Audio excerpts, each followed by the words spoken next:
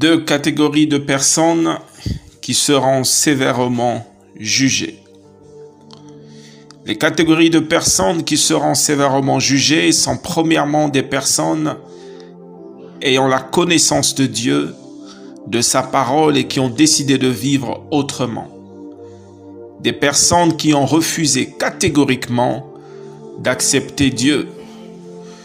Luc 10, versets 13 à 15, il est écrit « Malheur à toi, Chorazin, malheur à toi, Bethsaïda, car si les miracles qui ont été faits au milieu de vous avaient été faits dans Tyr et dans Sidon, il y a longtemps qu'elles se seraient repenties, en prenant le sac et la cendre.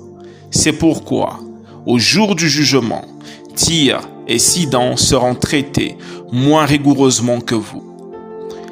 Si vous êtes une personne ou vous êtes une communauté qui a expérimenté la puissance, la grâce de Dieu, et que malgré toutes ces choses, vous avez décidé de marcher contrairement à sa parole, au jour du jugement, vous serez jugés plus sévèrement que d'autres personnes.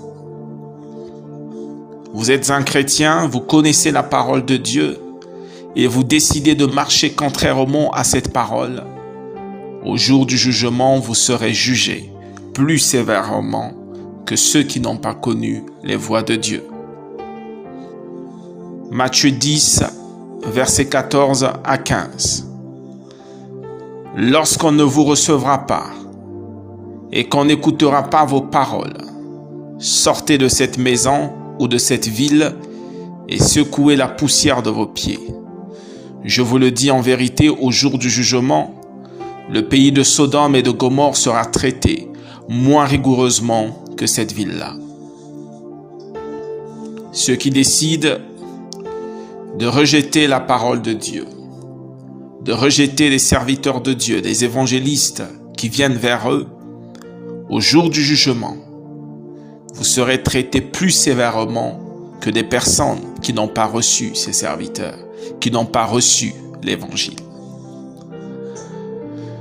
Le but de l'évangile est que les gens soient sauvés.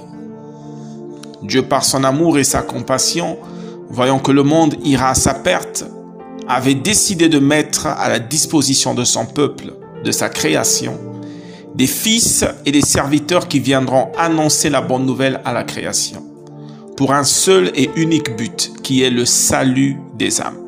Matthieu 28, verset 19, « Allez, faites de toutes les nations des disciples, les baptisez